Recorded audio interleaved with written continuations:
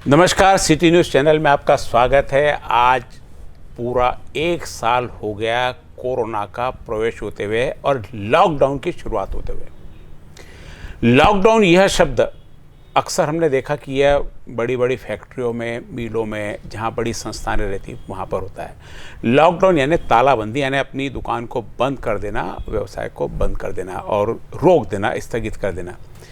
यही लॉकडाउन जब आम नागरिक की ज़िंदगी में आया तो पूरी की पूरी ज़िंदगी की स्टाइल बदल गई।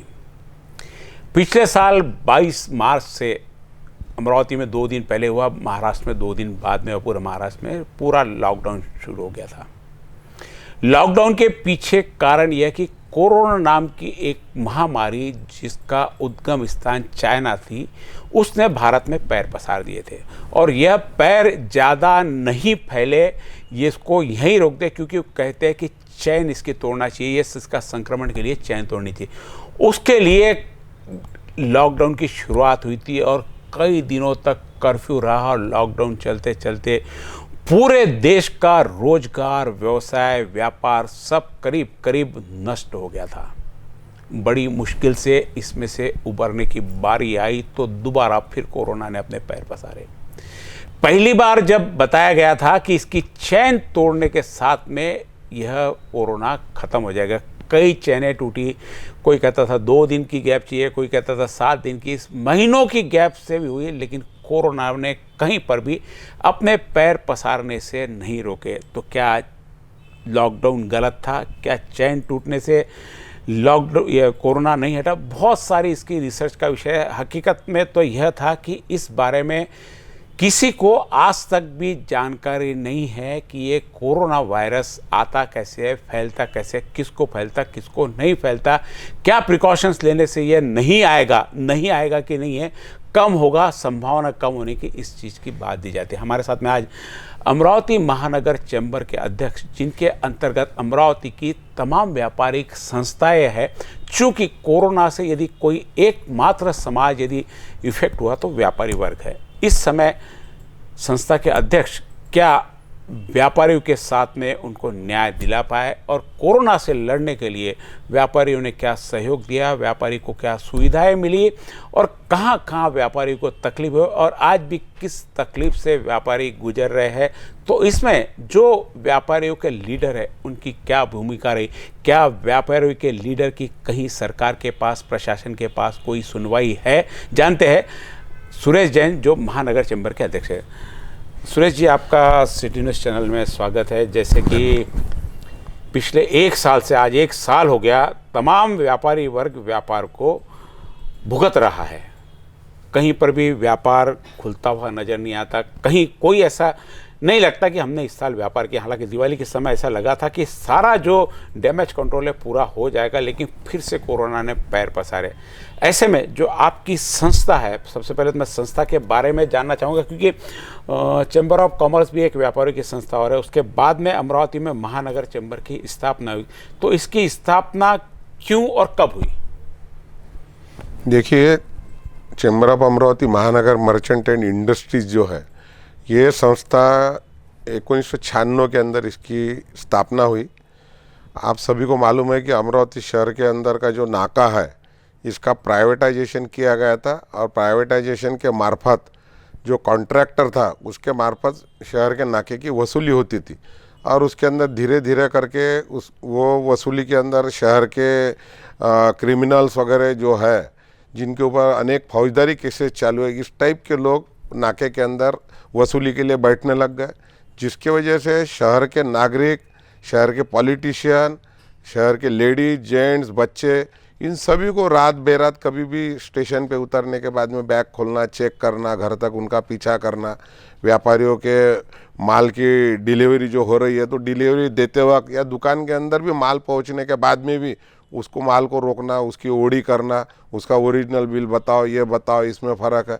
व्यापारी इससे परेशान हो गया था, इसलिए प्राइवेटाइजेशन के खिलाफ उस टाइम जो चैम्बर ऑफ कॉमर्स था उन्होंने लड़ाई उसके खिलाफ छेड़ी थी और प्राइवेटाइजेशन को सभी व्यापारियों ने, जो एक बड़ी मीटिंग हुई थी उसके अंदर सभी व्यापारियों ने काफ़ी विरोध किया था कि शहर के अंदर नाका है ठीक है, लेकिन ये प्राइवेट पार्टी को अगर देते हैं तो उससे बहुत ज़्यादा तकलीफ होती है, इसलिए महानगर पालिका ने खुद नहीं ये वसूली करना चाहिए।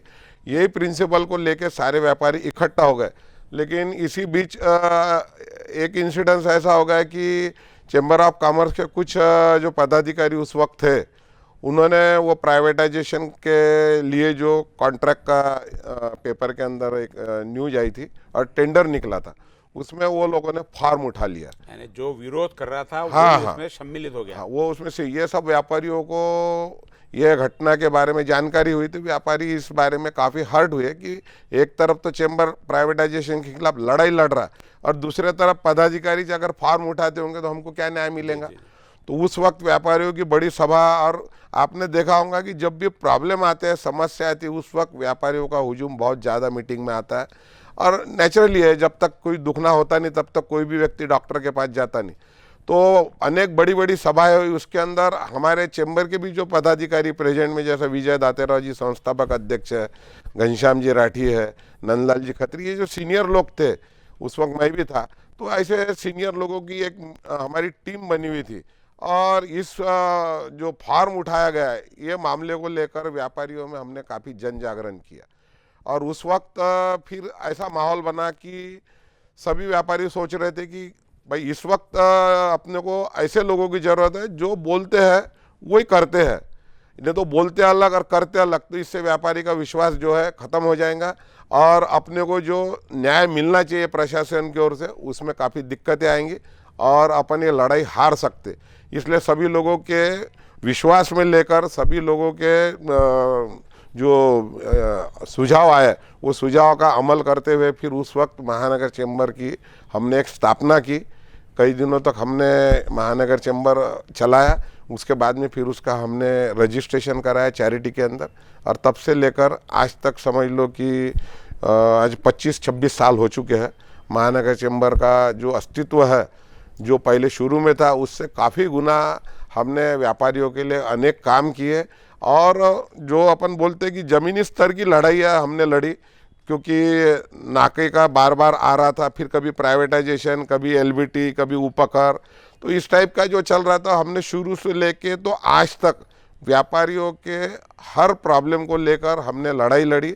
और उपकर को भी हमने भगाया, एलबीटी को भी हमने भगाया, जक्कात के प्राइवेटाइजेशन को भी हमने भगाया।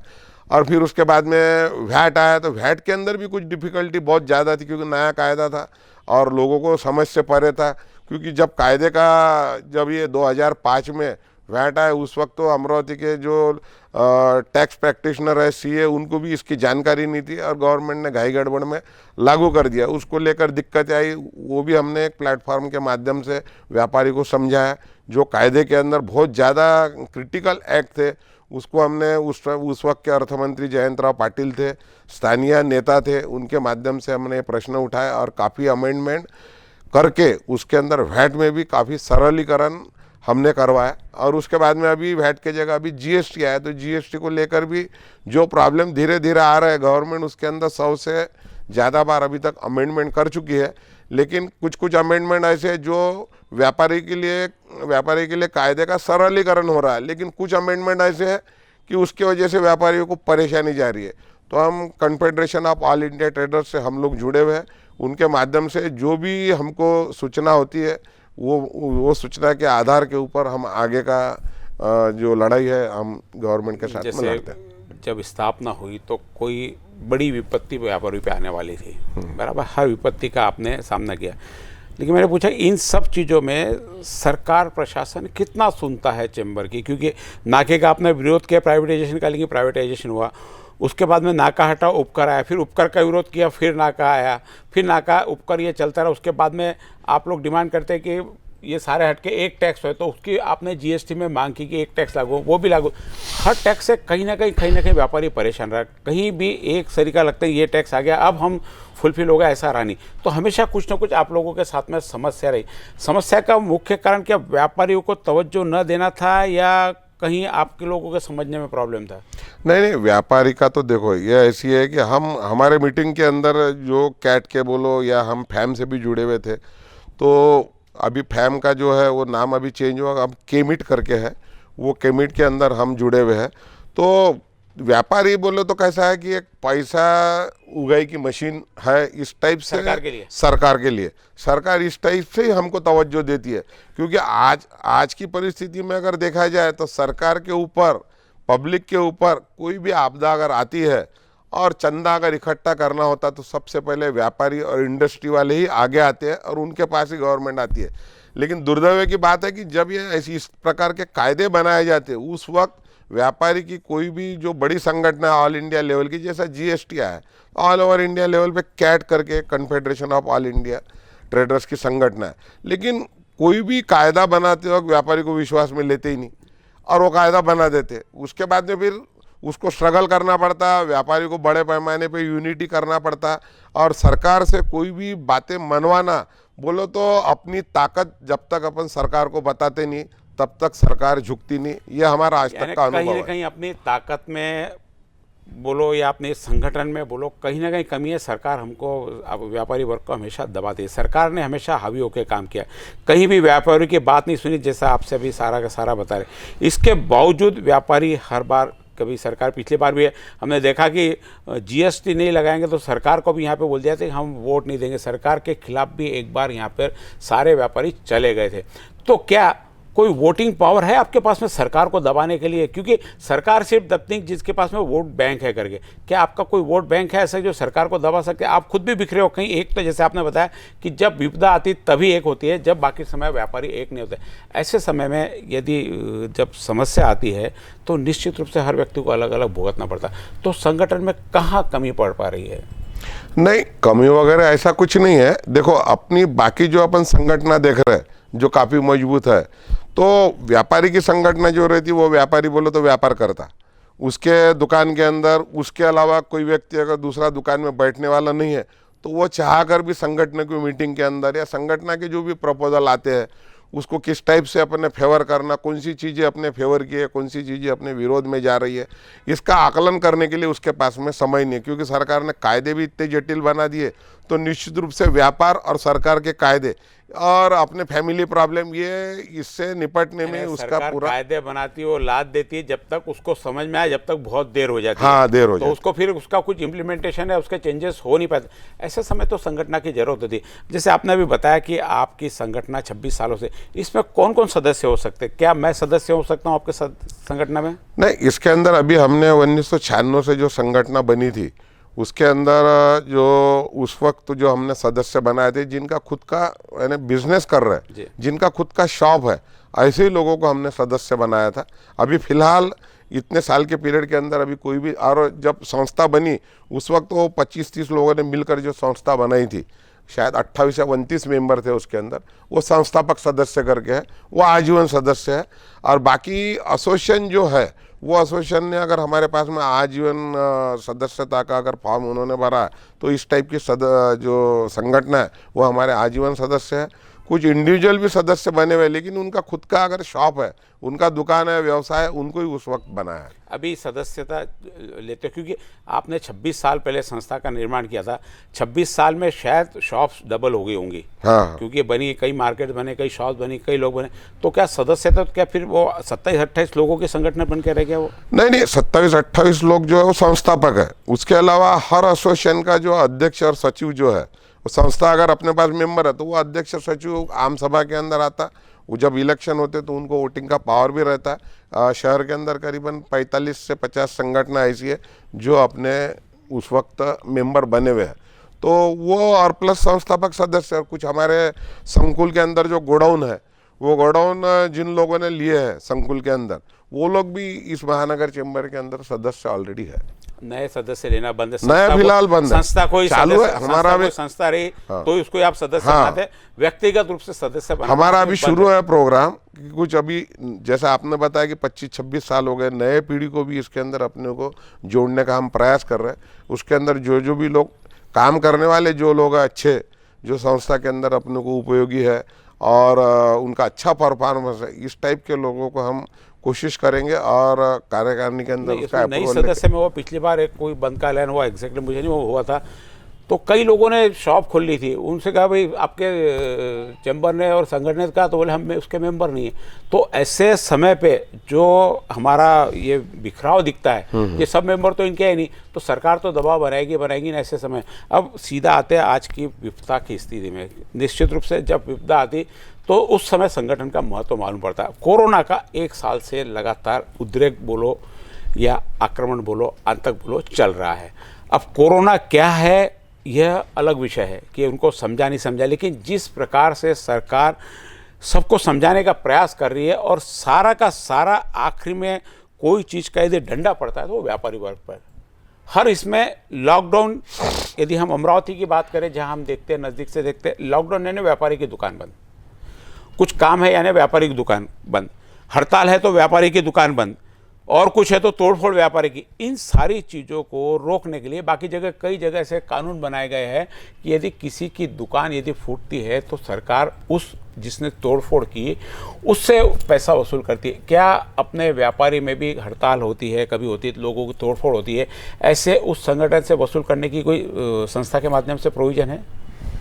नहीं, अपने यहाँ अभी तक ये भी जो भी अपन आप जो किस्से बता रहे हैं, ये पॉलिटिकल जो बन रहे थे उसी के अंदर ये चीज़ें होती है, और वो 2 4 5 10 दुकानदार हैं जिनका नुकसान होता है। लेकिन कायदा ऐसा है कि उनको इंडिविजुअली पुलिस कंप्लेंट करना पड़ता है। पुलिस कंप्लेंट करने के बाद में संगठन उनके साथ में है और उसको कोर्ट के अंदर जाना ही पड़ेगा।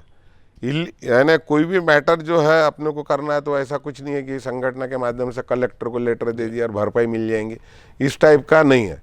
तो अपने को कोर्ट के अंदर जाना है तो पहले एफआईआर करना पड़ेगा। एफआईआर करने के लिए व्यापारी ने आगे बात सारी हो, व्यापारी इन चीजों से सारा बच, व्यापारी वही देखता है कि भाई मेरा थोड़ा बहुत नुकसान हो गया, उसको सहनशीलता है, उसको सहन करने की शक्ति है, वो आगे आता नहीं। हमने पिछले भी तोड़फोड़ के अंदर 5-6 व्यापारी की हमने एक लिस्ट बनाई थी, उनको हमने पर्सनली फ़ोन करके बोला कि भाई आपका नुकसान हुआ, आप एफआईआर करो, अपन कोर्ट के अंदर जाएंगे, हम आपको सपोर्ट देंगे। लेकिन किसी भी व्यापारी ने इस टाइप का पहल जो करना चाहिए वो नहीं किया। इसके वजह तो फिर व्यापारी को हर बार प्रेशराइज नहीं किया जाता कि ये कुछ करेंगे तो नहीं, उससे अभी जैसे अब हुआ कि लॉकडाउन में टोटल हर जगह व्यापार बंद। कहीं आपने इस बारे में सरकार से, प्रशासन से चर्चा की कि व्यापारी को ही लॉकडाउन क्यों, क्या इससे कोरोना का सोल्यूशन हो सकता है?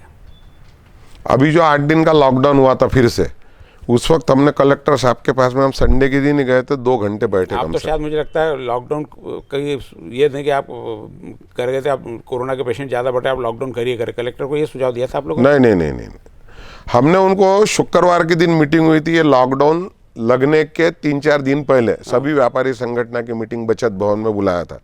उस वक्त उन्होंने लॉकडाउन वगैरह की कोई आइडिया हमको दिया नहीं था। उस वक्त उन्होंने यही बोला था कि अमरावती शहर के अंदर पेशेंट बहुत ज़्यादा बढ़ रहे हैं, इसके लिए व्यापारियों ने अपने सुझाव देना चाहिए। तो मैंने उनको सुझाव दिया था कि भाई पिछले जो 75 दिन का लॉकडाउन आपने किया, इस टाइप का लॉकडाउन आप मत करो, टाइम के अंदर थोड़े लिमिटेशन करो। और रविवार के दिन अपने आप पहले से 30-40 साल 50 साल से देख रहे, रविवार को वैसे भी गुमास्ता एक्ट जो है उसमें एक दिन दुकान बंद रखना ही पड़ता, तो संडे के दिन आप दुकान बंद रखो।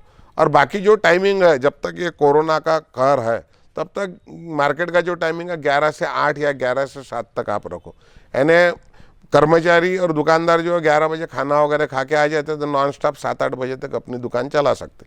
उस वक्त कलेक्टर साहब ने हमको लॉकडाउन के बारे में बताया नहीं, उल्टा मैंने जो सुझाव उनको रविवार का दिया था तो उन्होंने बोला है बंद करने का काम हमारा नहीं है। आप सुझाव दिए थे, आप संगठन लेवल पर इस टाइप का व्यापारियों को सूचना भेजो कि रविवार के दिन दुकान बंद रखो करके, और अगर नहीं मानते तो आप उनको पेनल्टी लगा, हम आपको पेनल्टी करने का अधिकार देंगे। तो हमने उनको यही बोला कि जब कोरोना है तब से आप प्रशासन ही इस बारे में निर्णय ले रहा है, तो इस बारे में भी अगर निर्णय अभी लेना है तो आपको ही लेना चाहिए। क्योंकि इसमें बहुत से लोग ऐसे, जैसा आपने बताया, बहुत से लोग हैं पान टपरी वाले, चाय वाले, ये हमारे मेंबर नहीं है। हमारे मेंबर शहर के 10-12 हज़ार 15 हज़ार, अगर यहाँ पर दुकानदार है तो 7-8 हज़ार हमारे मेंबर है जो जिनकी एस्टेब्लिश दुकानें हैं और जो संगठन से, उनके संगठन से जुड़े हुए हैं। लेकिन कुछ ऐसे व्यवसाय जिनके संगठन ही बनी हुई नहीं है, वो अपना आदेश मानते नहीं, इसलिए फिर मार्केट खुला दिखता। तो मैंने उनको सुझाव दिया था कि प्रशासन ने आदेश निकालना चाहिए कि रविवार के दिन दुकान बंद और 11 से 8 का टाइम आपने रखना चाहिए, ये सुझाव दिया था। लॉकडाउन को हमने विरोध किया, उल्टा 4-5 दिन के बाद जब लॉकडाउन आया उस वक्त हमने कलेक्टर साहब को बोला कि भाई आप तो एक दिन के लिए तैयार नहीं थे, एकदम आपने अचानक लॉकडाउन घोषित कर दिया करके। लॉकडाउन के फेवर में हम है ही नहीं, आगे भी नहीं रहेंगे, क्योंकि 75 दिन का लॉकडाउन हमने भुगत लिया।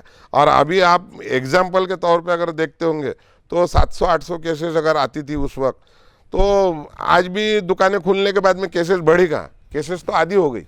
टेस्टिंग बढ़ गया, एसोसिएशन वाइज टेस्टिंग हो रहा, तो टेस्टिंग निश्चित रूप से 400-500-600 लोग डेली एडिशनल उसके अंदर शामिल हो गए।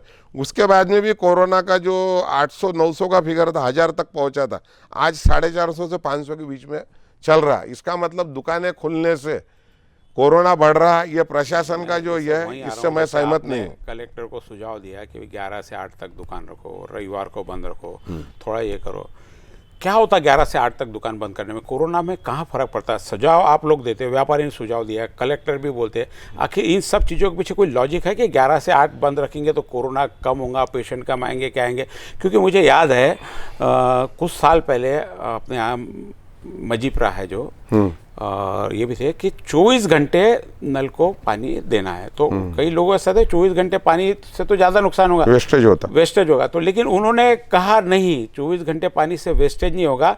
जो पहले दिन पानी आता, जो स्टोर करके रखते, दूसरे दिन भी ताज़ा आने के चक्कर में पहले दिन का पानी भर देते। हमको मालूम है कि पानी हर पल अवेलेबल रहेगा, तो हम उसका स्टोरेज नहीं करेंगे, जितनी जरूरत थी उतना ही लेंगे। तो यही बात कि आपने जो शॉर्ट पीरियड दुकान का रखता है, तो आदमी उसी पीरियड में, आपने देखा जिस दिन बोलते हैं लॉकडाउन 2 दिन बाद लगना है, पहले दिन मार्केट में इतना रश हो जाता है कि बाद में मिलेगा कि नहीं मिलेगा। तो जितना ज़्यादा लंबा समय रखे उतना रश कम होता। तो ये कम समय का कॉन्सेप्ट आपके दिमाग में, प्रशासन के दिमाग में, सरकार के दिमाग में, क्या इसके पीछे लॉजिक है? नहीं, इसका लॉजिक कुछ नहीं। कलेक्टर साहब ने यह बताया कि दुकान का जो टाइमिंग है वो बहुत ज़्यादा देर, अगर देर रात तक अगर खुली रखी दुकान, तो लोग अनएसेंशियल मार्केट के अंदर निकलते हैं। तो वो टाइमिंग को थोड़ा सा रिस्ट्रिक्शन किया, तो रात के समय के अंदर लोग कम, रश ज़्यादा रहता रात के समय में, तो रात के समय में दुकानें कम से कम चालू रखे दिन के समय, इसलिए उन्होंने 9 बजे का टाइम दिया। यही तो बोल रहा कि भाई रात में लोग जो निकलेंगे कोई ना कोई काम से निकलेगा, बराबर है। टाइम यदि 6 बजे से रात को 12 बजे तक 24 घंटे यदि शॉप रही, तो मुझे लगता नहीं कि मार्केट में आपको रश लगेगा करके।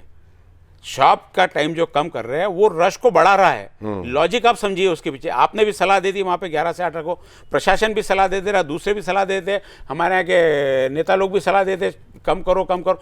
जितना आप कम करते उतना ज़्यादा रश रहता है। अभी आप देखो सुबह यदि 6 से 8 बजे की दुकान 2 घंटे का आपने दुकान रखी दूध के लिए, तो 2 घंटे में आप रश रख लो। अब सुबह 8 बजे से रात को 1 बजे तक दुकान पर रश नहीं रहता है, तो कम टाइम ये रश को मुझे लगता है बढ़ावा देता है। बिल्कुल, तो इन चीजों के पीछे नहीं होनी चाहिए। आप लोग भी वहां जाके उनके हाँ में हाँ मिला देते, तो कहीं ना कहीं तो व्यापारी को फिर रिलीफ है ही नहीं ना। नहीं, हमारा हाँ में हाँ मिलाने का कोई सवाल ही पैदा नहीं होता। कलेक्टर साहब ने लॉकडाउन की जो हिंट लग रही थी, स्टेट गवर्नमेंट के भी बार बार मुख्यमंत्री साहब के स्टेटमेंट आ रहे थे कि भाई कोरोना बढ़ रहा, अगर लोगों ने अभी प्रिकॉशन नहीं है तो लॉकडाउन हो सकता। इसलिए प्रिकॉशन के तौर पर जो लॉकडाउन की मेंटेलिटी प्रशासन की हमको दिख रही थी, हमने वो लॉकडाउन टालने के लिए उनको बोला कि भाई आप टाइम में 1-2, वैसा भी गुमास्ता एक्ट के हिसाब से 8 से 9 घंटे दुकानें, 1 घंटा उसको छुट्टी देना पड़ता, 8 घंटे दुकानें, वो हिसाब से हमने 8 से 9 घंटे का शेड्यूल उनको दिया। गुमास्ता एक्ट अमरावती में लागू है? नहीं, ठीक है, लागू नहीं है, लेकिन थोड़ा सा हमने 8 बजे एक सायरन बजता था महानगरपालिका का, वो अभी सिस्टम बंद हो गया। अपने सारा का सारा समेटना चालू कर दो। 8:30 बजे फाइनल सायरन बजता था, उसके बाद में गुमास्ता वाले मार्केट में निकलते थे, किसकी दुकान बंद है चालान करने। अभी तो 11 बजे 12 बजे तक दुकानें चलती, अभी सिस्टम है कहाँ इसमें सामने नहीं। अभी तो बॉम्बे वगैरह के अंदर तो मेट्रो सिटी के अंदर डे नाइट भी चालू कर दिया दुकानें, कोई वो सवाल नहीं। तो अभी सब व्यापारी लोगों से हमने जो टेलीफोनिकली बोलो, ये जो एसोसिएशन के अध्यक्ष सचिव के साथ में हमने सुझाव मांगे, तो उन्होंने बोला कि भाई लॉकडाउन से अगर अपने को बचना है तो अपन 11 से 8 या 11 से 9 तक का टाइमिंग किया तो उसमें हमारा बिजनेस हो जाता। हमारा दवा का भी अभी चालू है 11 से। आपकी नज़र में, सरकार की नज़र में, प्रशासन की नज़र में, जनता, लॉकडाउन है ना क्या? लॉकडाउन है ना, सरकार का ये कहना है कि लॉकडाउन अगर किया तो पब्लिक है ना, जो शहर के अंदर पब्लिक निकल रही वो सिर्फ दुकान के अंदर सामान लेने के लिए निकलती। हमारा ये कहना है कि उसके लिए नहीं निकलती, उसको बाकी गवर्नमेंट डिपार्टमेंट की भी काम है। अभी जो 8-10 दिन का लॉकडाउन था उसमें गवर्नमेंट के पूरे ऑफिसेस चालू थे, सड़कों पर रश था, प्राइवेट बसेस चालू थी, ऑटो के अंदर हमने ये सब उदाहरण दिए, उनको वीडियो भी भेजे। 8-8, 7-7 लोग ऑटो के अंदर घूम रहे थे, बस के अंदर भी स्टैंडिंग के अंदर इंस्ट्रक्शन होने के बाद में। तो इसके लिए सिर्फ व्यापारी इसका भुगतान करेगा ये ठीक नहीं है। कल भी हमने जो रोडे साहब आए थे, हमारा दादावाड़ी के अंदर कैंप, जोशीवाड़ी में कैंप हुआ था ऑटोमोबाइल, पेपर कार्ड और अपना पेंट और हार्डवेयर एसोसिएशन का। उस वक्त भी हमने उनको निवेदन देके वही बोला कि सिर्फ व्यापारी की वजह से और उनके आने वाले ग्राहकों से कोरोना नहीं फैलता। अभी रजिस्ट्रार ऑफिस के अंदर, नजूल ऑफिस के अंदर मैं खुद देख रहा हूँ कि इतनी गर्दी रहती है और वहाँ बैठने वाले डिपार्टमेंट के व्यक्ति जो है, कर्मचारी, वही मास्क नहीं पहनते। जो लोग हमको सलाह देते कि तुम मास्क पहनो, वही नहीं पहनते। तो हमारे पे जो कानून ले लिए होंगे ना, जो कानून हमारे पे लागू है, वैक्सीन लेने के बाद मास्क लगाना पड़ता है। नहीं, वैक्सीन तो 45 डेज के बाद में उसका इफेक्ट होगा, और 45 डेज तो अभी किसी को हुए नहीं, शायद कर्मचारी को भी। तो ऐसे लोग हैं जो मास्क पहन रहे हैं। नहीं, सब आप संगठन हो, संगठन का जिम्मेदार व्यक्ति हो, व्यापारियों के साथ अन्याय हो रहा है, ये सारा आप बता रहे हैं, सरकार प्रशासन सुन नहीं रही, जैसा आपको आदेश दिया जा रहा है वैसा पालन करना आपकी मजबूरी है, फिर संगठन का कहाँ? नहीं, हमने अभी तक का जो आदेश है, ये जरूरी, जो आदेश पहला निकला था उसके बाद में गवर्नमेंट ने बीच में से, हमारा विरोध होने के बाद ही गवर्नमेंट ने 4 दिन पहले लॉकडाउन, 8 तारीख के बाद जो 15 तारीख तक लॉकडाउन बढ़ा था, हमने उसका विरोध किया। विधानसभा में प्रश्न नहीं, ठीक है, चारों तो अचानक यानी 8 दिन का जो लॉकडाउन लगाया था, तो हम भी जनप्रतिनिधि को मिले ना, हम जनप्रतिनिधि को मिले, कलेक्टर को मिले, पालक मंत्री को लेटर भेजा, पालक मंत्री यहाँ थे नहीं, हमने पालक मंत्री को लेटर भेजा। तो हमने विरोध किया, प्रशासन लेवल पे भी किया, आमदार को किया, जब भी तो LUQ वगैरह जो अमरावती शहर के जो व्यापारी है विधानसभा में छाया हुआ था। हाँ, तो इसका कारण क्या है? विरोध किया जब भी जनप्रतिनिधि, ऐसा तो कोई जाके LUQ लगाता नहीं, उसके पास किसी न किसी व्यक्ति ने, संस्था ने कंप्लेंट की होंगी। हमारी संस्था है, हमारे संस्था के अलावा भी बाकी इंडिविजुअल भी, बाकी जो संस्था है, जो इंडिविजुअल एसोसिएशन है, उन्होंने भी उनको कंप्लेंट किया, सभी ने लेटर भेजे, उसके बाद में LUQ लगाया। LUQ लगने के बाद में और हमारा विरोध जो है उसके बाद में ऐसा हुआ कि भाई लॉकडाउन 4 दिन पहले, विधानसभा के दबाव में आकर या उनके प्रेशर बोलो, अमरावती का लॉकडाउन खुल गया, आपके सामने नई समस्या और रख दी, सबको RT-PCR कराना है। अब यह RT-PCR, आप मेडिकल फील्ड से हो, सारे चीज़ों के मालूम है, RT-PCR वगैरह आप जो भी अभी आगे नियम बनेगा, सब कर्मचारियों को आपको RT-PCR कराना। अब RT-PCR की वैलिडिटी कितनी, यानी एक बार RT-PCR कराने के बाद में उसको कितने दिन तक कोरोना नहीं होगा? नहीं, ये आप जो बोल रहे हैं ना, जो अगस्त महीने के अंदर मनपा के आयुक्त जो रोडे साहब है, उन्होंने ये ऑर्डर ऑलरेडी निकाला था। जो 20 के ऊपर जो कर्मचारी है उनको ये कंपलसरी है, उन्होंने अगर नहीं किया तो 3 दिन के अंदर उनको मोहलत दिया था, और हम उसके बाद में वो दुकान को सर्च करेंगे, जिन्होंने टेस्ट नहीं कराया उसका दुकान हम बंद करेंगे। उस वक्त हमने काफ़ी विरोध किया और प्रशासन ने वो फैसला स्थगित किया, उसको इम्प्लीमेंट नहीं किया। लेकिन अभी जो लॉकडाउन लगने के बाद में हम कलेक्टर को और आयुक्त को निरंतर मिल रहे, तो उनका ऐसा कहना है कि भाई हमारे को महाराष्ट्र गवर्नमेंट और सेंट्रल गवर्नमेंट की भी यहाँ पर लॉकडाउन लगने के पहले टीम आके गई थी, सेंट्रल गवर्नमेंट की 2-3 लोगों की टीम आके गई थी। उन्होंने कुछ सुझाव दिए, कुछ महाराष्ट्र गवर्नमेंट की भी टीम आई थी, यहाँ महेशकर करके कोई अधिकारी है वो आके गए। तो वो उन्होंने सुझाव देने के बाद उन्होंने हमको बताया कि भाई 90% पेशेंट शहर के अंदर ऐसे है, शहर में है ना, पूरे स्टेट के अंदर ही जो अभी कोरोना का नया स्ट्रेन अभी आया, वो उसके अंदर किसी को भी नया स्ट्रेन किसी ने प्रूव तो किया नहीं। नहीं, प्रूव नहीं हुआ, लेबोरेटरी से अभी तक कोई भी ऑफिशियल रिपोर्ट आई नहीं है। आ रहा है, किसी को पता नहीं कोरोना कौन सा नया है, जुना है, नहीं, वो ऑफिशियल कोई भी न्यूज आई नहीं। डरा के रखे। पुणे से किसी प्रकार का, कल भी मेरी आयुक्त साहब से बात हुई, पुणे से किसी प्रकार का नया स्ट्रेन या UK का इधर उधर का कोई भी स्ट्रेन, ऐसी कोई भी प्रूफ आया नहीं, ऐसी सूचना नहीं। लेकिन उनका ऐसा कहना है कि भाई इतने स्पीड के साथ में बढ़ रहा है, तो वो अगर नहीं है तो कुछ न कुछ तो गड़बड़ जरूर है, जिसकी वजह से इतने पेशेंट बढ़ रहे हैं। लेकिन किसी के डॉक्टर के बोलो या प्रशासन के बोलो, ये अभी दिमाग में इसका रीज़न नहीं आया कि अमरावती के अंदर सडनली ऐसा क्या होगा कि एकदम से पेशेंट घर का घर, पहले जैसा अभी मेरे यहाँ भी मुझे कोरोना हुआ, लेकिन मेरे अलावा किसी को हुआ नहीं। लेकिन आज ऐसी स्थिति है कि घर के एक मेंबर को हुआ तो पूरे मेंबर को, हमारे यहाँ हो जाता। हाँ, एक को हुआ 14 लोगों को, हाँ, सभी को होता है। ये जल्दी, उसका स्प्रेड जल्दी होता है। इसलिए कलेक्टर साहब ने हमको जो बताया कि भाई 90% लोग ऐसे हैं जिनको सिम्टम्स ही नहीं आ रहे, पहले का जो कोरोना जैसा आपको हुआ था, मुझे हुआ था, उस वक्त जो टेम्परेचर आता था, जब तक उसको कोरोना की ट्रीटमेंट मिल नहीं जाती तब तक वो टेम्परेचर कम नहीं होता था। लेकिन अभी ये महीने भर के अंदर जो मेरे पहचान के व्यापारी है, वो एक में से हम जैसा इस बारे में बात करते तो अपने को जो फीडबैक मिल रहा है कि वो 4 घंटे 6 घंटे बुखार आता, दोपहर को बुखार आता, रात भर रहता, दूसरे दिन वो पेशेंट ओके हो जाता और अपने काम से लग जाता, शहर के अंदर घूमना फिरना चालू करता। उसके वजह से शहर के अंदर कोरोना का फैलाव ज़्यादा हो रहा, ऐसा प्रशासन ने हमको कन्विंस किया। और जो बातें हमारे भी देखने में आई कि बहुत से लोग ऐसे जिनको टेम्परेचर कम हो गया, घूम रहे थे, बाद में टेस्टिंग कराया तो पॉजिटिव आ गए। इसके लिए उनका ऐसा कहना था कि भाई एक बार अपना ये हो जाए कि भाई अपने यहाँ 2000 कर्मचारी है, उसमें से समझ लो 50 कर्मचारी को है। प्रशासन ने भी कोरोना को लूज छोड़ दिया, यानी ठीक है भाई इससे हमने निपट लिया, ऐसे मान लिए।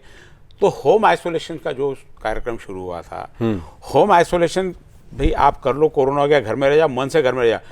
एक बार फ़ोन कर लिया आपको कोरोना हुआ क्या, बाद में वापस कहाँ है कहाँ नहीं, उसका पहले तो भी शुरुआत में हाथ में स्टेम मारते थे। हाँ। और सेतु में अभी ऐसा कुछ नहीं, मैं सेतु भी जो बना हुआ इसका अपना ऐप बना हुआ है, हाँ। वो भी लोग चालू नहीं करते, कम से कम वो भी चालू कर। कई सारे सुझाव हमने भी दिए थे कि ये भी चालू हुआ तो भाई कोई जीपीएस चालू नहीं रखा, ना सारी चीज़ों के जवाब प्रशासन के पास में। आखिर में मेरा सारा पूछ के आपको बुला के यहाँ पहुँचने की हर बार में आखिर में आ जाके व्यापारी पे वर्ग आता है पूरा का पूरा।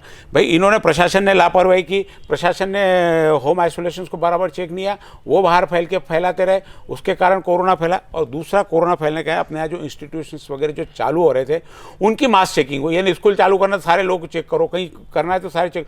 तो यहाँ पर टेस्टिंग ज़्यादा होने के कारण भी अब कोरोना था। कई अन्य बाहर तो हवा से कोरोना कैसे होता तो बोले टेस्ट कराने थे, कई लोग कोरोना के 1000 में से 400-500 पेशेंट आना चालू हो गए थे। ऐसी स्थिति हमारे यहाँ पे हो गई थी। यानी टेस्ट कराने जनरली हमारे यहाँ वही जाता है जिसको थोड़े से बहुत सिम्टम्स दिखते हैं या फिर घर में किसी को हो गया, वो लोग कोरोना पड़ता। अब मैं वापस बात में अधूरी रहेगी आरटीपीसीआर की, कि आरटीपीसीआर यदि आपने कंपलसरी किया, आयुक्त साहब ने कंपलसरी किया, कलेक्टर साहब ने कंपलसरी किया, आपने भी आदेश निकाले कि अपना आरटीपीसीआर करा लेना चाहिए करके संगठक के नाते, तो आरटीपीसीआर की पूछ रहा वैलिडिटी क्या है कि आपने आज मैंने मेरे यहाँ पे ऑफिस में सबने आरटीपीसीआर कर लिया तो मेरे को कितने दिन तक नहीं कराना पड़ेगा कि उतने दिन तक उसको कोरोना नहीं होगा, वो फैलाएगा नहीं। नहीं, वो इस चीज की क्या जानकारी? नहीं होगा वगैरह तो ऐसा कुछ हमको गाइडलाइन दिया नहीं।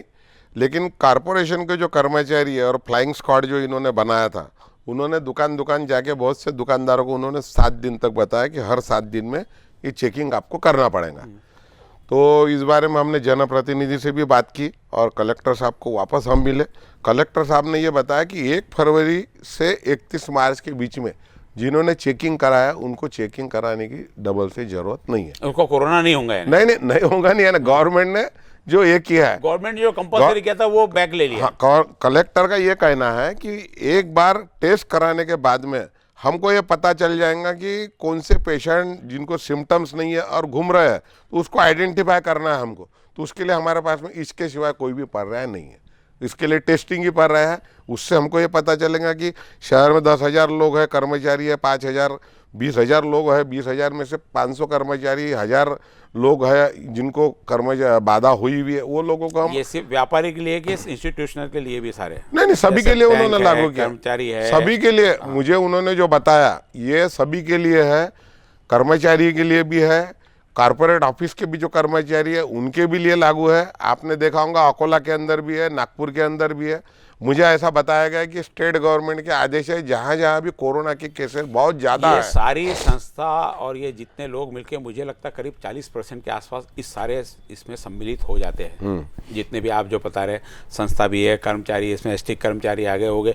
एक सिर्फ अनस्किल और अनऑर्गेनाइज जो सेक्टर रहेगा, यानी मजदूर वर्ग का, हाँ। जो कहीं ऑर्गेनाइज, एक वो वर्ग बचा रहेगा। बाकी करीब 40% लोग इसमें इन्वॉल्व हैं। 40% आज की 30 लाख जनसंख्या हम लोग पकड़ते हैं, तो इन जो 12 लाख लोगों की टेस्टिंग को सुरेश भाई कितना समय लगता है? क्या पॉसिबल है ये सारी चीजें? नहीं, समय पूरा लगता समय तो उतनी टेस्ट, इतने किट, इतनी टीम और 12 लाख, यानी 100,000 के पीछे कहा ना कि टेस्ट करा तो कोरोना कहीं ना कहीं सिम्टम्स नहीं भी रहे तो आ जाता है। इतने सारे लोगों को रखने की व्यवस्था, ये क्या, ये संभावना क्या लगती है आपको? ये तो फिर कैसा 1 महीने में आपका पूरा अमरावती टेस्ट हो जाना चाहिए पूरा का पूरा, आपको 31 मार्च नहीं तक नहीं समय होता दिया हो। उतना गवर्नमेंट ने जो प्रशासन ने 3 दिन की गाइडलाइन दिया, तो हमने उनको भी पूछा कि 3 दिन में अगर लोग कैसे वहां आ possible? गए तो नहीं तुम तो ये उसको निर्णय कैसे बनते हैं ऐसे समय? आपका संगठन क्या करता है ऐसे, यानी ऐसे तुगलकी निर्णय है जिसका पालन नहीं हो सकता? कलेक्टर साहब ने जो 3 दिन का आदेश निकाला था, हमने उसका विरोध किया। 3 दिन के अंदर कोरोना की टेस्टिंग अमरावती शहर के अंदर पॉसिबल नहीं है, हमारे लेबर भी जाने को तैयार नहीं है, और वहाँ इतनी लंबी लंबी लाइन है कि उसको कोरोना अगर नहीं है तो कोरोना नहीं है तो हो जाएगा। क्योंकि सामने और पीछे के साइड में अगर कोरोना पॉजिटिव तो व्यक्ति आपने खड़ा ये है, सारी चीजें जनप्रतिनिधि को उन्होंने नहीं 30 बताया कि तारीख तक, नहीं जनप्रतिनिधि को नियम से क्या, क्योंकि आखिर में हमारे पास जनप्रतिनिधि है, सारी चीजों की प्रशासन यदि कहीं ज्यादती करता है तो जनप्रतिनिधि, क्योंकि ये पॉसिबल नहीं है ना। जो सिनेरियो आपने मुझे बताया कि इतने लोगों का ऑर्डर्स, यानी सरकार के पास कलेक्टर का आप सबको 40% लोगों की साल भर में भी क्या टेस्टिंग पॉसिबल? मैं साल भर की बात करता हूँ, 1 महीने की बात नहीं करता हूँ, साल भर की बात करता हूँ। क्या पॉसिबल है सारा? बिल्कुल पॉसिबल। साल भर में क्या, यानी जो ऑर्गेनाइज सेक्टर के अंदर उनका ही होगा, बाकी लोगों का तो उनका कोई वाली है ही नहीं। और प्रशासन को जब हम ये बात करते तो प्रशासन भी कभी कभी ये बोलता ना, जैसा हम बोलते कि भाई तुम व्यापारी पर सख्ती कर रहे, मास्क नहीं लगाया, सोशल डिस्टेंस नहीं रखा, तो तुम उसको दंड लगा रहे। बाकी शहर के अंदर बहुत से ऐसे लोग हैं जो ऐसे ही घूम रहे, फेरी वाले, हाथ गाड़ी वाले, वो बोलते हैं हमारे पास में स्टाफ की कमतरता है। नहीं तो स्टाफ की कम रहता, मैं वो फिर स्टाफ की कम था, व्यापारी क्यों दिखता? तो सारे फिर स्टाफ की कम रहता। फिर आपने जो बोला वही हमने बोला। लॉकडाउन सिर्फ व्यापारियों के चालान बनाने के लिए, जहां सिर्फ टोटल महानगर पालिका के पूरे कर्मचारी सिर्फ चालान कैसे बनाया जाता, पुलिस डिपार्टमेंट की सड़क पे चालान कैसे बनाया जाए, ट्रैफिक कंट्रोल कहीं नहीं है। रोड पूरे के पूरे 6 साल हो गए, 6 साल से रोड जैसे 6 साल से बिखरा हुआ पड़ा है। वहां का रोड कंप्लीट होने के लिए, जल्दी होने के लिए, उसके लिए कोई प्रशासनिक व्यवस्था नहीं। एक्चुअल लॉकडाउन के पीरियड में काम हो सकता था। नहीं, अभी भी ट्रैफिक जो जाम होता है, रोड के कारण ट्रैफिक जाम होता है, और प्रशासन को लगता है सड़क पे भीड़ बहुत है। पुलिस अपनी सिर्फ चालान बनाने व्यवस्था, कहीं अमरावती में चालान की व्यवस्था करते लिखते, ऐसे समय सारा व्यापारी वर्ग ही भुगतता है, क्योंकि चलना व्यापारी को, आदमी व्यापारी का जाता है, वो जाता है, क्योंकि उनको लगता है भीड़ व्यापारी कारण होती। सब चीज व्यापारी वर्ग है, तो व्यापारिक संगठन ऐसे समय व्यापारी को कैसे न्याय देगा? आप जो बोल रहे हैं कि व्यापारी की भीड़ है, ये है, प्रशासन भी बोलता, लेकिन जब अभी हम वापस ये 8 दिन के लॉकडाउन के पास में जब हम उनके पास में गए कि भाई अभी आप आगे लॉकडाउन मत रखो, तो लोग नियमों का पालन नहीं कर रहे। रास्ते पे बोले भीड़ उतनी है, तो हमने वही बताया भाई दुकानें तो अभी बंद है, फिर भीड़ कहाँ से आ रही है? अभी आप बोल रहे हैं कि दुकानदार की भीड़ है। अभी उन्होंने एक एग्जाम्पल हमको वो भी दिया था कि हमारे पास में जो सर्वे आया बोले उसके अंदर दुकानदार लोग बहुत ज़्यादा इसके अंदर इन्फेक्ट हो रहा है, जो ऊपर से रिपोर्ट आई। तो अभी उनको हमने वही बताया कि भाई एपीएमसी के अंदर 300 लोगों का टेस्ट हुआ, 4 लोग पॉजिटिव, तो 4 या 5 लोग पॉजिटिव। और अभी भी जो संगठन के जो फीडबैक अपने को आ रहा है, तो इसका रेशियो जो 15-20% का था वो 4 से 5% पे आ रहा है। सरकार अपना समय वेस्ट करे, ऐसा हाँ, लगता है कि आपको कि बिल्कुल यदि बिल्कुल प्रशासन दूसरी तरफ ध्यान देवे। सरकार का जो मैंने आपको अभी बताया ना कि हम शुक्रवार को जब मिले थे लॉकडाउन के पहले, जब कलेक्टर साहब ने अलग आदेश निकाला, रविवार के दिन में 4 अलग-अलग आदेश आए हुए। रविवार के दिन विभागीय आयुक्त ने अलग आदेश निकाला, उसके बाद में फिर पालक मंत्री ने ये दोनों के साथ में मीटिंग करके एक आदेश अलग निकाला। तो उसकी वजह से भी व्यापारी कंफ्यूज हो रहा है। और सब लोगों की भावना क्या, हमारी खुद की भी भावना यही है कि भाई ये सिर्फ इसके लिए कारणीभूत हम ही है, और हमने दुकान बंद कर दिया तो कोरोना भाग जाएगा, ऐसी बात अभी है ही नहीं। क्योंकि अगर हमने दुकानें बंद किया तो अभी तो पेशेंट एक भी नहीं निकलने को ना कोरोना का, फिर अभी 500-600 पेशेंट का, तो इसका जो है प्रशासन के पास में कोई जवाब नहीं है। आपके पास में प्रशासन को निवेदन देने के अलावा कोई रास्ता है क्या इन सारी अन्याय से बचने के लिए? नहीं, निवेदन बोलो तो अपन अपने प्लेटफॉर्म, जो संगठन का प्लेटफॉर्म, उसके माध्यम से हम रखते हैं, और बहुत सी बातें हमारी माने जा रही है। ऐसी बात नहीं है, हमने जो गवर्नमेंट डिपार्टमेंट में जो लापरवाही हो रही है, मास्क वगैरह नहीं पहनते, तो आपने देखा होगा कि 2-4 दिन पहले रजिस्ट्रार ऑफिस में भी टीम गई थी और उन्होंने पेनल्टी किया। कल भी हमने फिर से रिमाइंडर किया कि भाई तुम हमारे यहाँ टीम भेज रहे, वैसी टीम हर जगह भेजो, गवर्नमेंट डिपार्टमेंट में भेजो, बस के अंदर भेजो, ऑटो रिक्शा वाले को बोलो, जो कॉर्पोरेट ऑफिस है बड़े बड़े, वहाँ पर भी सोशल डिस्टेंस का पालन नहीं हो रहा, बैंकों में नहीं हो रहा। नहीं, वो तो यहाँ पे मंगल कार्यालय करीब करीब कई जगह 1-1 लाख फुट के मंगल का, 50-50 हज़ार फुट के मंगल का है। वहाँ 50 लोगों, अभी तो 25 लोगों को शादी की परमिशन है, और एक ऑटो जो 8 फुट का है, उसमें 8 लोग बैठ के जाते हैं, पुलिस के सामने से जाता है, उसको पुलिस कुछ नहीं देखता होता। पूरा, उसको बस कुछ नहीं में होता। 50 लोग, 300 फुट की बस में 50 लोग बैठ के जाते हैं, वहाँ कुछ नहीं होता, और शादी ब्याह में सारा का सारा ये हो जाता है। जैसा मैंने अभी सुरेश भाऊ से पूछा था कि यदि सरकार को निवेदन देने के अलावा कोई और रास्ता व्यापारी के पास में, तो व्यापारी निश्चित रूप से अपना व्यापार करता है। जैसे बताया कि कई सारी झंझटों से वो मुक्त रहना चाहता है, इसलिए कई बार अपने ऊपर होते हुए अन्याय भी सहन कर लेता है। हर व्यक्ति का पहला टारगेट व्यापारी होता है, और इसमें भी महामारी में भी पहला टारगेट व्यापारी हुआ, बंद करने के लिए भी और टैक्स की वसूली के लिए भी। कई लोगों की दुकानें बंद थी, लेकिन अभी एमएससीबी वालों ने लाइन काटना शुरू किया, तो शायद वो कर्जा लोग कहीं से लोगों ने भरना शुरू किया। व्यापारी पैसा भरेगा भी। कई लोग ऐसे जो नहीं भरते, उनका कुछ नहीं होता, लेकिन व्यापारी को हमेशा दबाया जाता है, हर बार उसको ही प्रेशर किया जाता है। अब सरकार से प्रशासन भी कि इतना भी प्रेशर इतना भी नहीं करे कि व्यापारी टूट जाए, क्योंकि व्यापार है तो सरकार है, व्यापार है तो टैक्स है, व्यापार है तो आवक है, और व्यापार है तो रौनक है। आप व्यापारी की दुकान बंद कर देते, शहर वीरान हो जाता है, रौनक हट जाती है।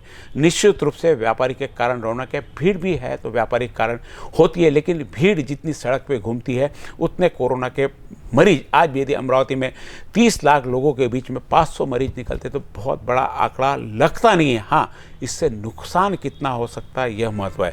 तो हम यदि मॉर्टेलिटी रेट भी यदि पिछले साल भर का देखें, तो आम मॉर्टेलिटी भी उसमें मिलाई जाए तो जो एवरेज में थी उससे हमारे यहाँ की पिछले साल की मौतें कम है। ये आंकड़ों के अनुसार बता रहा हूँ मैं, उनके भी कम है कि बहुत ज़्यादा महामारी है तो इतने लोग नहीं मर रहे कि शमशान में लोगों को जलाने को जगह नहीं है, दफनाने को जगह नहीं है, ले जाने को जगह नहीं है।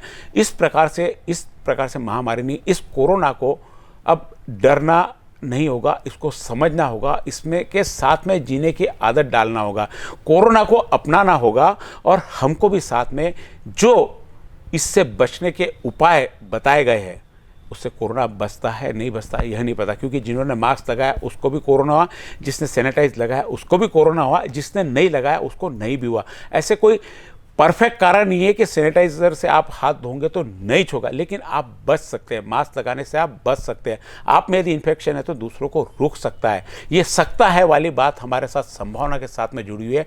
तो इन लोग इस चीज़ों के प्रति लापरवाही नहीं करना चाहिए। कहीं तो भी सरकार को भी किसी चीज़ के लिए समर्थन करना चाहिए, लेकिन सरकार ने भी जिस चीज़ को लेकर परेशानी हो रही उसको समझकर एक वर्ग को, एक समाज को टारगेट ना करके ये सभी के साथ में न्याय करना चाहिए। आज खुले दिल से यहाँ पे सुरेश जैन जो महानगर चैम्बर के अध्यक्ष है, खुले दिल से व्यापारियों की समस्या रखी, कहाँ कहाँ सरकार ने नहीं सहयोग किया उसके बारे में बात की, चर्चा की है। आप भी यदि अपने कोई सुझाव इस माध्यम से देना चाहते हैं तो हमसे संपर्क करें।